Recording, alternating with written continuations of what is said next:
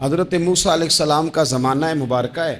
ایک شخص نے اپنے کزن کو، اپنے چچا کے بیٹے کو، چچا زاد کو قتل کر دیا اور خود ہی اس کا مدعی بن کے حضرت موسیٰ کے پاس آیا کہ بتائیے جناب میرے اس بھائی کو کس نے قتل کیا ہے. حضرت موسیٰ نے ایک سادی سی بات کی. کیا فرمایا؟ وَإِذْ قَالَ مُوسَىٰ لِقَوْمِهِ إِنَّ اللَّهَ يَأْمُرُكُمْ أَن تَذْبَحُوا بَقَرَةً.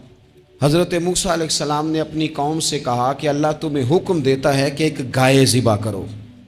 گائے کا کچھ حصہ مقتول کو مارو، وہ خود اٹھ کے بتا دے گا مجھے کس نے قتل کیا ہے. یہ پہلا سپارہ ہے قرآن مجید کا، آپ اس کو دیکھ لیں. یہ آیت نمبر 67 سے شروع ہو رہا ہے.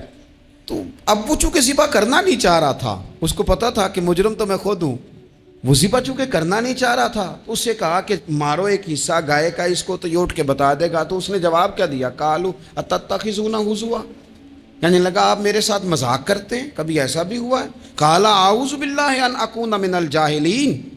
حضرت موسیٰ علیہ السلام فرمانے لگے میں اللہ کی پناہ مانگتا ہوں میں جاہلوں میں سے ہو جاؤں. ہر وقت مذاق کرتے رہنا یہ تو جاہلوں کا طریقہ ہے.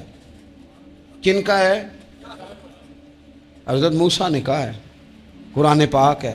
ہر وقت مذاق کرتے رہنا، خوش طبعی اور چیز ہے، مسکراتے رہنا، لیکن کسی کا مذاق ہر وقت اڑاتے رہنا کن کا طریقہ ہے؟ جاہلوں کا. جب کہا نہیں ذبح کرنی ہے تو اب ذرا دیکھیے کرنا نہیں نہ چاہ رہے. قالوا ادع لنا ربک یبین لنا ما ہی، کہنے لگے اے موسیٰ پھر آپ نہ رب سے دعا کریں کہ وہ ذرا کھول کے بتائے وہ گائیں کس طرح کی ہو. ارادہ نہیں نہ ذبح کرنے کا، آپ دعا کریں. قال انہ یقول انہا بقرۃ لا فارض ولا بکر. فرمایا کہ رب کہتا ہے وہ گائے نہ بوڑھی ہو نہ زیادہ بچیا ہو، عوان بین ذالک، ان کے درمیان ہو، یعنی جوان گائے ہو. فافعلوا ما تؤمرون، کرو جس کا تمہیں حکم دیا جا رہا ہے. قالوا ادع لنا ربک یبین لنا ما لونھا. لو اگلی بات سن لو. کہنے لگے آپ دعا کریں رب سے کہ وہ کھول کے بتائے اس کا رنگ کس طرح کا ہو، رنگ بتائیں کس طرح کا ہو. قال انہ یقول انہا بقرۃ صفراء. فرمایا رب فرماتا ہے کہ صفراء رنگ کی ہو، یعنی گہرے زرد رنگ کی ہو. یہ رب فرماتا ہے اس طرح کی گائے ذبح کرو.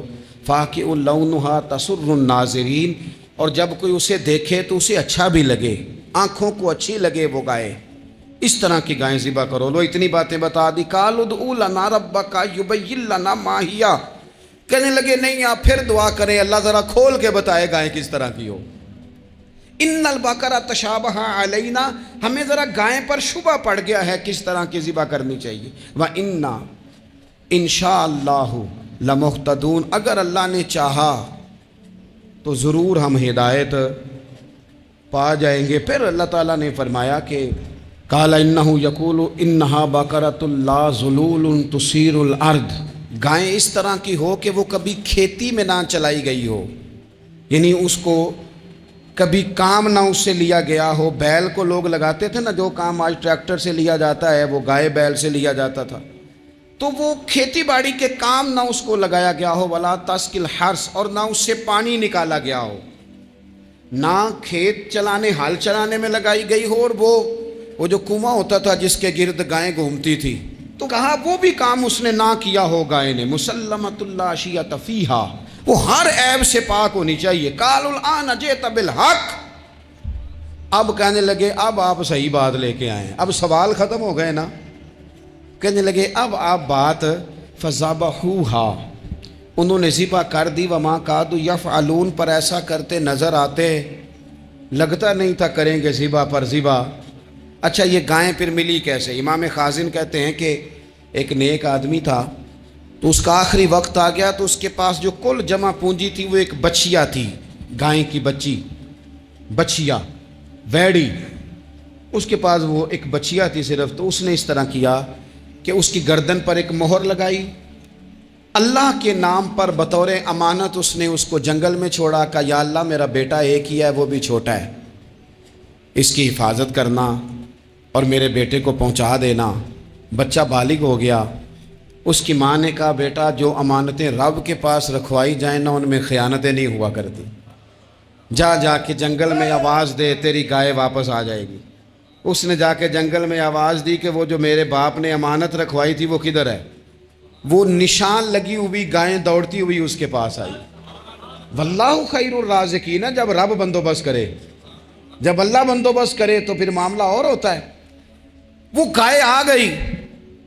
اب اس نے کیا کیا اس نوجوان نے کہ وہ گائے گھر لایا، ماں سے آ کے کہا کہ اماں یہ تو اللہ نے فضل کر دیا۔ ماں کہنے لگی پتر حالات ہمارے خراب ہیں، منڈی میں لے جا اسے بیچ دے، لیکن سودا میری مرضی کے بغیر طے نہ کرنا۔ کس کی مرضی کے بغیر؟ کس کی؟ اماں کی مرضی۔ اور سنو یار، تھے کچھ لوگ جن کو لوگوں نے تانے بھی دیے کہ تم ماں کے پیچھے لگ گیا ہے، لوگوں نے بڑا کچھ کہا، پر جو ماں کی مرضی پہ لگیں ناکام نہیں ہوتے زندگی میں۔ یہ دیکھو ماں کی مرضی پہ لگا۔ اس کی قیمت کتنی تھی گائے کی؟ بڑی مہنگی تھی، پر 3 دینار کی تھی۔ منڈی میں لے گیا، 3 دینار اس کی قیمت لگ گئی۔ تو ماں نے کہا تھا میری مرضی کے بغیر سودا نہ کرنا۔ اب بچے تو نہیں نا مانتے، اماں کو کیا پتا باہر بزنس کیا ہے، لین دین کیا ہے، پر ماں نے کہا تھا میری مرضی۔ بندہ دے رہا ہے اسے 3 دینار، اس نے کہا جی میں نے طے تب کرنا ہے، ڈن تب کرنا ہے، پہلے اماں سے پوچھنا ہے۔ گھر جا کے اماں سے پوچھا، اماں کہنے لگی دے دے۔ واپس آیا تو اس نے کہا کہ میں 6 دینار دیتا ہوں پر میری شرط ہے، ماں سے نہیں پوچھنا۔ اس نے کہا تو 12 بھی دے، ڈن تب بھی ہونا ہے جب اماں نے کہنا ہے۔ وہ جب اس طرح کی اس نے گفتگو کی، واپس اپنی والدہ کے پاس گئے، کہنے لگے اماں سمجھ نہیں آتی، 3 دینار کی گائیں بندہ 12 میں خریدنے کو تیار ہے، شرط لگاتا ہے کہ اماں سے نہیں پوچھنا۔ تو والدہ کہنے لگی پتر پہلے اس سے جا کے پوچھ کیا وہ ہے کون؟ یہ کوئی روحانی معاملہ ہے، کوئی غیبی مدد ہے، پوچھ۔ اس سے جا کے پوچھا تو وہ کہنے لگا میں تو فرشتہ ہوں اللہ کا، تو نے گائیں بیچنی نہیں، اس لیے کہ تیرا باپ بھی نیک ہے، تیری ماں بھی نیک ہے، رب تیرے رزق میں برکت پیدا فرمانا چاہتا ہے۔ ماں باپ نیک ہونا رزق میں برکت ہو جاتی ہے۔ ماں باپ نیک ہوں، ان کی صالحیت کا اثر پہنچتا ہے بچوں تک۔ رزق حلال کما کے لانے والے ہوں تو گھر میں برکت ہوتی ہے۔ جا کے کہا کہ تیرے ماں باپ نیک تھے، اسے نہ بیچنا گائے کو، تو کیا کریں؟ کہنے لگے بنی اسرائیل والے سوال کر کر کے خود مشکل میں آ گئے۔ اب وہ ایسی گائے جو جوان بھی ہو، یہاں تو ہر غریب آدمی اپنی گائیں یہاں لگا دیتا ہے، کھیتی باڑی میں یہاں لگا دیتا ہے، کنویں میں پانی نکالنے میں، تو یہاں تو ہر ایک کی گائیں، تو ایسی گائیں جس کا رنگ بھی اتنا پیارا ہو، زیادہ بوڑھی زیادہ بچی بھی نہ ہو، اور ابھی تک کھیت میں بھی نہ لگی ہو، وہ سوائے تیرے کہیں نہیں ہے۔ اس نے کہا چل پھر مہربانی کر بتا میں کتنے کو دوں گائیں، اگر وہ آ جائیں تو کتنے کو بیچنی ہے؟ اسے کہنا کوئی نہیں، ریٹ تو زیادہ کرنا ہی نہیں۔ ان سے کہنا گائے کے اندر سے گوشت نکال دیں اور جتنا گوشت ہے اتنے پیسے بھر دیں، اس کی کھلڑی بھر دیں۔ اب وہ بنی اسرائیل والے ڈھونڈتے پہنچ گئے، کہا جناب گائیں 3 دینار کیا 6 لے لو۔ اس نے کہا نہ بھائی، ذبح کروں گا، گوشت نکالوں گا، جتنا وزن گوشت کا اتنے پیسے بھرو گے کھال میں تو پھر گائے تمہیں ملے گی۔ اب مجبور تھے، کیا کرتے؟ ابن کثیر حدیث لائے ہیں، امام سیوطی نے در منصور میں بھی لکھی ہے، نبی پاک صلی اللہ علیہ وسلم نے فرمایا سنو جوانوں، اور اسے دل کی تختی پہ لکھو، نبی پاک علیہ السلام نے فرمایا اگر بنی اسرائیل والے زیادہ سوال نہ کرتے تو اتنی مشکل کا شکار نہ ہوتے۔ انہوں نے سوال اتنے کیے کہ چارہ نہیں ہے اب ان کے لیے، چارہ نہیں ہے اب ان کے لیے کہ یہ ادھر ادھر جا سکے، مجبوری بن گئی، یہی گائے خریدنی ہے، یہی لے جانی ہے۔ اب اتنا سارا مال جمع کر کے وہ گائے خریدی، ذبح کی، تو مقتول کو جب اس کا ایک حصہ مارا تو اس نے اٹھ کے کہہ دیا یہ جو مدعی بنا ہوا ہے نا، یہی تو میرا قاتل ہے، یہی تو میرا قاتل ہے، یہی تو ہے، اس نے یہ سارا کام کیا۔ آپ دیکھیے قرآن مجید فرقان حمید ہماری توجہ دلاتا ہے، اور سورۃ القیامہ کے اندر اللہ کریم نے ارشاد فرمایا ایحسب الانسان، کیا آدمی اس گھمنڈ میں ہے، کیا انسان کا یہ خیال ہے ان یترک سدی، کہ اسے آزاد چھوڑ دیا جائے گا، اس سے پوچھا نہیں جائے گا؟ کیا انسان یہ سمجھتا ہے اس سے کوئی سوال؟ ایحسب الانسان، کیا انسان اس گمان میں ہے، اس گھمنڈ میں ہے ان یترک سدی، کہ اسے آزاد چھوڑ دیا جائے گا، کوئی پوچھنے والا نہیں ہوگا؟ اسے آزاد نہیں چھوڑا جائے گا، اس پر پابندیاں ہیں، اس پر کچھ قیود ہیں، اسے کچھ حدود بتائی گئی ہیں، اسے ایک دائرہ کار دیا گیا ہے، اسے بتایا گیا ہے کہ یہ حلال ہے، یہ حرام ہے، یہ تیرے لیے جائز ہے، یہ تیرے لیے جائز نہیں ہے۔ اس چیز کی حد تک تو آگے بڑھ سکتا ہے، یہاں سے اس لائن کو تو کراس نہیں کر سکتا۔ اس پر پابندیاں ہیں، ان پابندیوں کے بیچ رہ کے وہ زندگی گزارے گا۔ اور یہ بھی یاد رکھے، یہ آیت ایک دوسرا معنی یہ دیتی ہے کہ یہ مت سمجھے کہ صبح قیامت اسے چھوڑ دیا جائے گا، اس سے پوچھا جائے گا، اس سے سوال کیا جائے گا۔ اللہ کی بارگاہ میں جب یہ کھڑا ہوگا تو اسے اپنے اعمال کا حساب دینا ہو۔ لازمی طور پر ایک عدالت صبح قیامت لگے گی، جس عدالت میں مجرم پیش ہوں گے، انہیں اپنے جرموں کا حساب دینا ہے، ظالموں کو کھڑا کیا جائے گا، ان سے ان کے ظلم کے بارے میں باز پرس ہوگی۔ تو لازمی طور پر عقیدہ آخرت کی مضبوطی انسان کو مضبوط کرتی، اس کے اعمال پر پیرے بیٹھ جاتے ہیں، وہ پھونک پھونک کر قدم رکھتا ہے، سوچ کر جملے بولتا ہے، وہ کوئی بھی معاملہ کرتا ہے تو اس میں اس کا خیال ہوتا ہے کہ میں نے دنیا سے چلے جانا ہے، میرے پاس پتہ نہیں کتنا وقت بچا ہے، لہٰذا مجھے آخرت میں پیش ہونا ہے، اپنے معاملات کی آسانی کے لیے، وہاں کی آسانی کے لیے میں یہاں تھوڑا سوچ سمجھ کے چلوں۔ رب فرماتا ہے تجھے ایسے ہی آزاد نہیں چھوڑا جائے گا، آزاد پنچھیوں جیسی زندگی نہ گزار، صبح قیامت کے معاملات کو پیش نظر رکھ، اس پر غور کر۔ یہ تصور گھر کے باہر بھی پورا مضبوط ہونا چاہیے اور گھر کے اندر بھی پورا مضبوط ہونا چاہیے۔ انسان اپنے مالک سے ڈرے اور قیامت کے دن اس کی بارگاہ میں حاضری کا یقین رکھے، اور وہ یاد رکھے کہ یہاں جو کچھ وہ دیکھے نا، بچوں کو استاد پڑھاتا ہے، محنت کراتا ہے، اگر بچے نہیں پڑھتے تو ڈانٹتا بھی ہے، سمجھاتا بھی ہے، قائل بھی کرتا ہے، اور جب وہ آخری بات کرتا ہے تو پھر وہ پتہ کیا کہتا ہے؟ چلو ٹھیک ہے، اگر نہ پڑھو گے تو امتحان تو آنا ہی ہے نا، رزلٹ تو آنا ہے، پیپر میں بیٹھو گے نہیں آئے گا، فیل ہو جاؤ گے۔ یہ لاسٹ پر یہ بات ضرور ہوتی ہے، اور یہ امتحان دینے کا تصور اور امتحانی سینٹر میں جانے کا خیال طالب علم کو مجبور کرتا ہے کہ میں اسباق تیار کروں، میں بار بار اس پر غور کروں، میں کتاب کو سمجھوں، میں اس کو حل کروں چیزوں کو، تاکہ جب میں مرکز میں جاؤں پرچہ دینے کے لیے امتحانی سینٹر میں تو پھر مجھے پریشانی کوئی نہ ہو۔ بس سمجھانے کے لیے بات عرض ہے کہ یہاں لوگوں کو بتایا جاتا ہے، قائل کیا جاتا ہے، یہ حلال ہے، یہ حرام ہے، یہ تیرے لیے ٹھیک نہیں ہے، یہ تیری حدود ہیں، یہ تیرے قیود ہیں، یہ تیرا دائرہ کار ہے۔ لیکن اگر پھر بھی کوئی بندہ باز نہ آئے، پھر بھی کوئی شخص باز نہ آئے، تو پھر اس کو کہا جائے گا صبح قیامت اللہ خود حساب لے لے گا، پھر تجھے مالک اپنے سامنے کھڑا کرے گا، ثم لتسألن یومئذ عن النعیم، پھر وہ تجھ سے ایک ایک نعمت کے بارے میں سوال کر لے گا، پھر تجھے جواب دینا ہوگا۔ تو اس تصور کو اپنی زندگی میں لاگو کریں کہ ہم نے مرنا ہے، اللہ کی بارگاہ میں جان، اس تصور کو پوری طور پر طاری کریں اپنے ذہنوں میں۔ یہ جو رسمی سی بات ہے نا، پتہ نہیں کب چلے جانا ہے، جو جانے والے ہوتے ہیں ان کی کوئی تیاری بھی ہوتی ہے، جن کو پتہ ہوتا ہے نا، وہ رمضان المبارک میں نا کئی دفعہ ایسا ہوتا ہے کہ ٹکٹیں نہیں مل رہی ہوتی ہیں اور عمرے کے ویزے لگ چکے ہوتے ہیں، تو ایجنٹ کہہ دیتے ہیں جانے والوں کو کہ تیاری رکھنا، کسی وقت بھی میرا فون آ جائے گا۔ تو لوگوں نے بیگ باندھ لیے ہوتے ہیں، سامان تیار کر لیا ہوتا ہے، سارے انتظامات کر کے رکھے، کیوں کہ پتہ نہیں کس وقت بلاوا آ جائے گا۔ تو روز کہتا ہے پتہ نہیں اللہ کی جانب سے کس وقت بلاوا آ جائے گا۔ پھر اپنی تیاری بھی تو یار کچھ بتانا، میں بھی بتاؤں، آپ بھی بتائیں، پھر ہم اپنے آپ سے یہ بھی تو سوال کریں نا کہ جہاں اچانک جانا پڑے اس کے لیے تیاری ہوتی ہے، ہماری تیاری کیا ہے؟ اگر اچانک جانے پڑے اس کی بارگاہ میں، کیا تیاری؟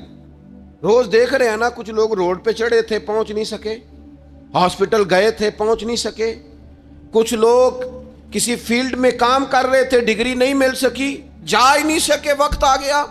تو اگر وہ ٹائم آ جاتا ہے، اس کی بارگاہ میں حاضر ہونا پڑ جاتا ہے، تیاری کیا ہے؟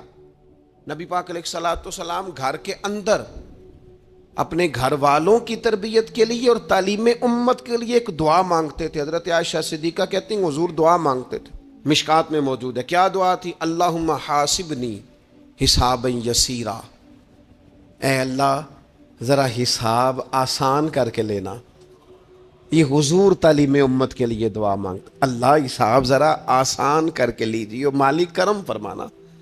تو حضرت عائشہ صدیقہ رضی اللہ تعالیٰ عنہ ارشاد فرماتی ہے، میں نے عرض کیا یا رسول اللہ صلی اللہ تعالیٰ علیہ وسلم یہ آسان حساب کا کیا مطلب ہے؟ تو حضور فرمانے لگے، عائشہ آسان حساب کا مطلب یہ ہے کہ رب کریم بندے کے نامہ اعمال پر نظر ڈالے گا اور پھر اللہ تبارک و تعالیٰ اس سے درگزر فرما دے گا. یہ آسان حساب ہے. پتہ مالک کو ہے اس نے کیا کیا ہے، پر کریم ہے نا. عدل کریں تے تھر تھر کمبن، اچیاں شاناں والے تے جے فضل کریں تے پھر بخشے جاون میرے جے منہ کالے. نظر کرے گا پھر معاف فرما دے گا. اور حضور فرماتے عائشہ یاد رکھو جس سے اس نے حساب لیا وہ پھر بڑی مشکل میں آ جائے گا، اس کے لیے مشکل ہو. اللہم حاسبنی حسابا یسیرا، اے اللہ تو حساب ذرا آسان کر کے لینا، ذرا آسان کر کے. یہ تعلیم امت کے لیے کہ امت کے دل میں خیال پیدا ہو کہ حساب دینا ہے، تو نے حساب دینا ہے، تو نے اپنے مال کا حساب دینا ہے، تو نے اپنے لفظوں کا حساب دینا ہے، تو نے معاملات کا حساب دینا ہے. تو جس کرسی پہ بیٹھا ہے، تو کلرک ہے یا صدر ہے، تو نے اپنی اس نشست کا حساب دینا. تو استاد ہے یا پیر طریقت ہے، تو مؤذن ہے یا خطیب ہے، تو جو بھی ہے تو نے حساب دینا ہے. تجھے تیرے منصب کے بارے میں پوچھا جائے گا، تجھے تیرے عہدے کے بارے میں پوچھا جائے گا، تجھے اپنی ذمہ داریوں کے بارے میں حساب دینا. اللہ کی بارگاہ میں تمہیں جا کے بتانا ہے کہ تم نے کیا اعمال کی. اس تصور کو پکا کریں اپنی. یہ تصور کتنا کو پکا ہونا چاہیے، دنیا کیا ہے اور آخرت کیا ہے. ہمارے ہاں لوگوں نے بہت بڑا لمبا چوڑا دنیا کا تصور بنا لیا ہے. کار جہاں دراز ہے، لمبا تصور، دنیا داری کے لیے لمبی منصوبہ بندی، دور دور تک میں نے یہ کرنا ہے، پھر میں نے یہ کرنا ہے، پھر اس کے بعد انشاءاللہ یہ کر دینا. یہ تو آپ نے 300 سال کی پلاننگ بتا دی ہے. یہ تو 300 سال کی پلاننگ بتائی. کیا بتائیں تجھے اے باپ، کیا کار ہائے نمایاں کر گئے. بی اے کیا، نوکر ہوئے، پینشن ملی، پھر مر گئے. زندگی تو اتنی سی ہے، اتنی لمبی منصوبہ بندی. اس میں آخرت کہاں ہے؟ اس میں اگر کسی مقام پر رب کی بارگاہ میں حاضر ہونا ہے تو وہ کہاں ہے؟ جو مرنے والے لوگ ہوتے ہیں ان کا تو جینا کچھ اور طرح کا ہوتا ہے، جن کو جانا ہوتا ہے ان کا رہنا تو کچھ اور طرح کا ہوتا ہے. جن کو کسی جگہ منتقل ہونا ہوتا ہے، جو عارضی مکانوں میں رہتے ہیں، ان کا رہن سہن تو ذرا اور طرح کا ہوتا ہے. لیکن جو ہمارا انداز ہے، جو ہمارا رہن سہن ہے، جو ہمارا طریقہ کار ہے، وہ تو مستقل رہنے کا ہے.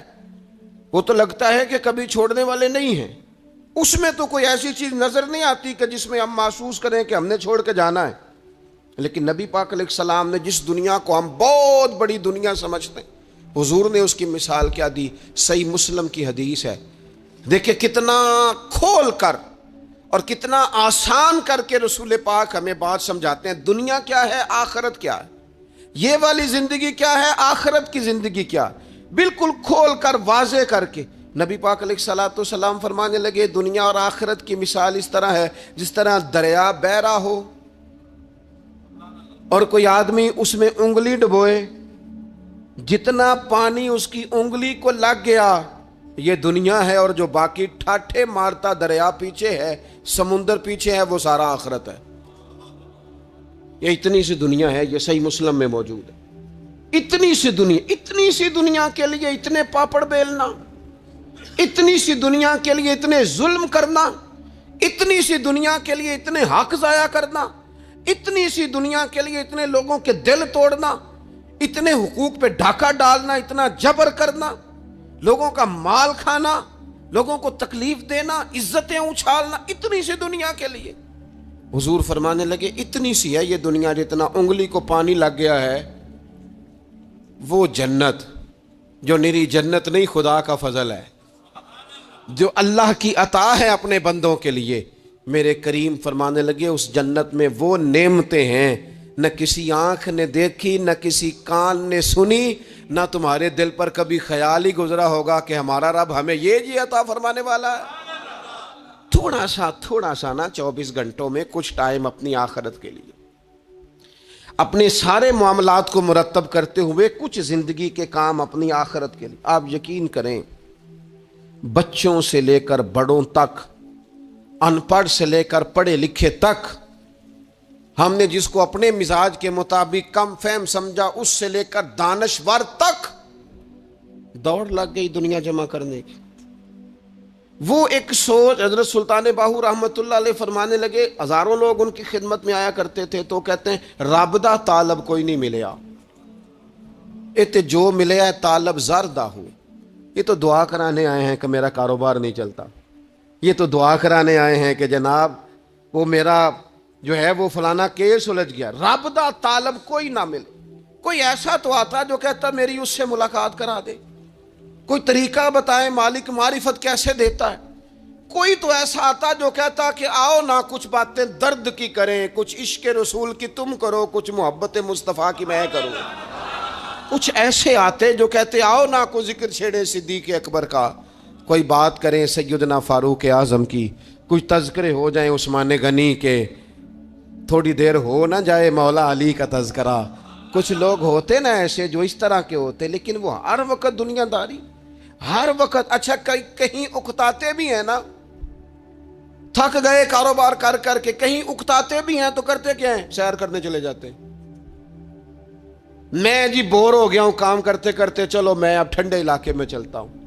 کبھی تو ایسا ہونا تو کہے میں نے بچوں کو بھی وقت دیا ہے، دوستوں کو بھی دیا ہے، یاروں کو بھی دیا ہے، صحت کو بھی دیا ہے، میں نے ٹائم اپنے شوق کو بھی دیا ہے، اب میں کسی کو ٹائم نہیں دوں گا. یہ چند گھنٹے میں صرف رب رسول کی بارگاہ میں حاضری دوں.